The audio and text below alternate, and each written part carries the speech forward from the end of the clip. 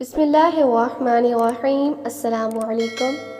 شادی شدہ جوڑے ایسی کون سی غلطیاں کر جاتے ہیں کہ ان کے ہاں خواجہ سرا پیدا ہو جاتے ہیں؟ کیا خواجہ سرا سے اسلام میں شادی کی اجازت دی گئی ہے؟ کیا اللہ پاک جل و جلال نے اس تیسرے جنس کو بھی اشرف المخلوقات میں شامل کیا ہے؟ آئیے ان سب سوالات کے جوابات جانتے ہیں۔ ہم سب جانتے ہیں کہ دنیا میں مرد اور عورت کی جنس کے علاوہ ایک تیسری جنس بھی پائی جاتی ہے، جسے اردو میں خواجہ سرا، ہجڑا، خسرا، زنخا، جبکہ عربی میں مخنث بھی کہا جاتا ہے۔ بے شک اللہ پاک جل و جلالہ ہی ساری کائنات کا خالق اور مالک ہے، پھر ایسے کیسے ہو سکتا ہے کہ وہ اپنی مخلوق میں ایک تیسری جنس کا ذکر نظر انداز کر دے؟ یہ محض ایک غلط فہمی ہے جو کہ لا علمی کی وجہ سے ہمارے معاشرے میں پیدا ہو گئی ہے۔ آئیں اس مسئلے کے حل کے لیے ہم اسلام اور سائنس کی طرف چلتے ہیں کہ وہ اس معاملے کے بارے میں کیا کہتے ہیں۔ سب سے پہلے ہمارا ایمان اسلام پر ہے، اس لیے سب سے پہلے اسلام کیا فرماتا ہے آئیں جانتے ہیں۔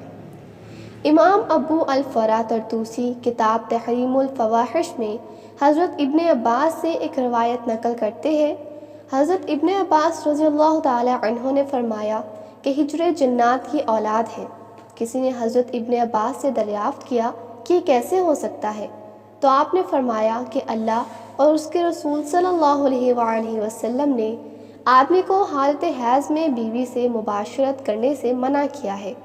جب حالت حیض میں آدمی بیوی کے پاس آتا ہے تو شیطان عورت کی طرف آدمی سے پہلے پہنچ جاتا ہے، اس لیے ہمارے پیارے نبی صلی اللہ علیہ وآلہ وسلم نے فرمایا کہ جب تم میں سے کوئی اپنی بیوی کے پاس جائے تو یہ دعا پڑھ لیا کرے، اور وہ دعا ہے اللہ تعالیٰ کے نام کی مدد سے، اے اللہ ہمیں شیطان سے محفوظ رکھ اور ہماری اولاد کو بھی شیطان کے شر سے محفوظ فرما۔ تو اس طرح شیطان انسان کو کوئی نقصان نہیں کر سکتا۔ قرآن کریم کی سورہ شورى میں اللہ اپنی حاکمیت بیان کرتے ہوئے ارشاد فرماتا ہے کہ بے شک آسمان و زمین کی حکومت اللہ ہی کے لیے ہے، وہ جو چاہتا ہے کرتا ہے، وہ جسے چاہتا ہے بیٹے عطا کرتا ہے اور جسے چاہتا ہے بیٹیاں، اور جسے چاہتا ہے ملا جلا کر عطا کرتا ہے، اور وہ جسے چاہتا ہے بے اولاد رکھتا ہے، وہ تو جاننے والا اور قدرت والا ہے۔ ہمارا یہ ایمان ہے کہ اللہ جل و جلالہ ہر چیز کا مالک ہے، وہ جو چاہتا ہے کرتا ہے اور کسی پر ظلم نہیں کرتا۔ اب سائنس کی طرف چلتے ہیں کہ وہ کیا کہتی ہے اس بارے میں۔ ایک مشہور سائنسدان ہیری کلین فلٹر نے ایک بیماری دریافت کی جس کا نام اس نے اپنے ہی نام پر یعنی کہ کلین فلٹر سنڈروم رکھا۔ اس بیماری کے مطابق عورت اور مرد کی طرح خواجہ سرا کوئی تیسری جنس نہیں ہے، بلکہ یہ ایک جسمانی بیماری ہے۔ اللہ تعالیٰ نے انسان کو مرد اور عورت کے روپ میں ہی پیدا کیا ہے، لیکن جس طرح دیگر پیدائشی بیماریوں کی وجہ سے بچہ اندھا، گنگا اور بہرا پیدا ہو سکتا ہے، تو اسی طرح کروموسومز ایکس اور وائی کی تعداد کے عدم مطابقت کی وجہ سے بچے کی جنس کا تعین بھی نہیں ہو پاتا، جس سے بچہ پیدائشی طور پر ایب نارمل پیدا ہو جاتا ہے۔ ہر انسان میں 23 کروموسومز کے جوڑے پائے جاتے ہیں اور ہر جوڑا 2 کرومیٹین پر مشتمل ہوتا ہے۔ اس طرح مجموعی طور پر ایک انسان میں 46 کروموسومز پائے جاتے ہیں۔ بعض اوقات کروموسومز کی تبدیلی کے وقت مردوں میں ایک زائد کرومیٹین ایکس پیدا ہوتا ہے، اسی طرح مردوں میں 46 کی بجائے 47 کرومیٹین بن جاتے ہیں۔ سائنسدانوں کے مطابق ہر 500 میں سے ایک مرد یہ 47واں کرومیٹین پیدا کرتا ہے، اور بچے کی پیدائش کے وقت اگر یہی 47واں کرومیٹین جو کہ باپ کی طرف سے ایکس ایکس یا ایکس وائی کی شکل میں ماں کے کرومیٹین ایکس سے جوڑا بنا لے تو بچہ پیدائشی طور پر ٹرانسجینڈر پیدا ہوتا ہے۔ یہاں یہ بات واضح کر دیں کہ ماں کی طرف سے ہر صورت میں ایک ہی کرومیٹین ایکس آتا ہے، جبکہ باپ کی طرف سے ایکس اور وائی دونوں میں سے کسی ایک نے آنا ہوتا ہے۔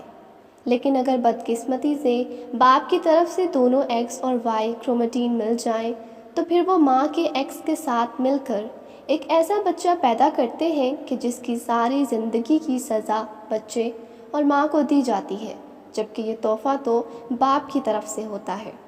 یہ تھیوری تھی ہیری کلین فلٹر کی۔ اب بات کرتے ہیں کہ ہجڑے سے شادی کی جا سکتی ہے یا نہیں۔ بات یہاں یہ ہے کہ ہجڑے کوئی الگ مخلوق نہیں بلکہ وہ بھی انسان ہی ہیں۔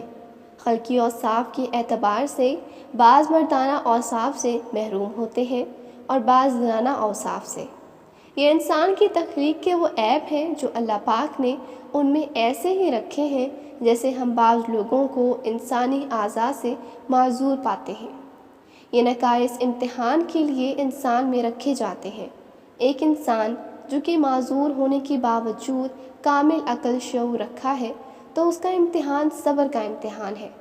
خنثی مشکل یعنی جس شخص میں مرد و عورت کی علامت بالکل مساوی برابر ہو سے کسی لڑکے یا لڑکی کا نکاح شرعاً جائز نہیں۔ البتہ خنثی غیر مشکل یعنی وہ خنثی کہ جس میں مردانہ قوت اور علامات غالب ہوں تو شرعاً مرد شمار ہونے کی وجہ سے اس کا کسی لڑکی سے نکاح، اور اگر اس میں زنانہ صلاحیتیں اور علامات غالب ہوں تو اس کا کسی مرد سے نکاح شرعاً بھی جائز اور درست ہوگا۔ ایک دفعہ ایک شخص باب العلم امیر المومنین حضرت علی علیہ السلام کی بارگاہ میں حاضر ہوا اور عرض کرنے لگا، یا امیر المومنین، میرا بھائی ایک خواجہ سیرا کی محبت میں گرفتار ہو گیا۔ جب ہم نے اس کو اس مکروہ عمل سے باز رکھنے کی کوشش کی تو اس نے اس مخنث سے شادی کر لی۔ اب آپ بتائیے کہ کیا یہ نکاح جائز ہے یا نہیں؟ جب یہ معاملہ حضرت علی رضی اللہ تعالی عنہ کے سامنے پیش کیا گیا تو آپ نے خواجہ سیرا سے دریافت کیا کہ تیری مشابہت مرد کی طرح ہے یا عورت جیسی ہے؟ خواجہ سیرا نے بتایا کہ مجھ میں مرد اور عورت دونوں کی خصوصیت پائی جاتی ہے۔ مجھے ماہواری بھی آتی ہے اور میں مردوں کی طرح بھی زندگی گزارتا ہوں۔ حضرت علی رضی اللہ تعالی عنہ نے اپنے خادموں کو حکم دیا کہ اس خواجہ سیرا کی دونوں طرف والی پسلیاں شمار کرے۔ اگر بائیں جانب والی ایک پسلی کم دکھائی دے تو پھر اس کو مرد سمجھا جائے گا، ورنہ اس کو عورت تصور کیا جائے گا۔ جب یہ واضح ہو گیا کہ خواجہ سیرا کی ایک پسلی کم ہے تو حضرت علی رضی اللہ تعالی عنہ نے فیصلہ صادر فرمایا کہ اسے مرد شمار کیا جائے اور اس کے شوہر اور اس کے درمیان علیحدگی کروا دی۔ اسی طرح خواجہ سیرا کی وراثت کا بھی مسئلہ ہے۔ اگر تو وہ مرد کے مشابہ ہے تو مرد کا حصہ پائے گا، اور اگر عورت کے مشابہ ہے تو عورت کا حصہ پائے گا۔ افسوس کہ ہمارا معاشرہ جو کہ اسلامی معاشرہ کہلاتا ہے، اس میں انہیں عزت و احترام حاصل نہیں جو کہ مردوں کو حاصل ہے۔ اسلام میں قدرتی طور پر پیدا ہونے والے ہجڑے بچوں کے لیے وراثت میں حصہ رکھا گیا ہے۔ اس معاملے میں سب سے پہلے والدین کو شعور دینا چاہیے۔ اگر کوئی بچہ پیدا ہوتا ہے تو اس صورت میں اسے گھر سے نکالنے کی بجائے معذور سمجھ کر معاشرے کا کارآمد شہری بنانا چاہیے۔ اس سلسلے میں دوسری اور بڑی ذمہ داری حکومت وقت پر عائد ہوتی ہے کہ ان پر جو کام کاج کے دروازے بند ہوتے ہیں، جن کی وجہ سے یہ سڑکوں پر بھیک مانگنے تک مجبور ہو جاتے ہیں، وہ ختم کی جائیں۔ اس سلسلے میں قانون تو موجود ہے لیکن عمل کوئی نہیں کرتا۔ بہرحال ہماری آج کی ویڈیو اسی سلسلے میں ایک کاوش تھی کہ ان لوگوں کو وہ حقوق دلوائے جائیں جو کہ باقی تمام شہریوں کو حاصل ہیں۔ میری آپ سب سے درخواست ہے کہ خواجہ سیرا کو حقارت کی نظر سے دیکھنے کی بجائے ان کو بھی عزت اور احترام دیا کریں جیسے کہ معاشرے کے دوسرے تمام افراد کو حاصل ہے۔ اللہ پاک مجھے اور اس ویڈیو کو دیکھنے والوں اور تمام مسلمانوں کو اور تمام انسانوں کو انسانیت کے طور پر اس کلین فلٹر سنڈروم جیسی بیماری سے محفوظ فرمائے۔ آمین یا رب العالمین۔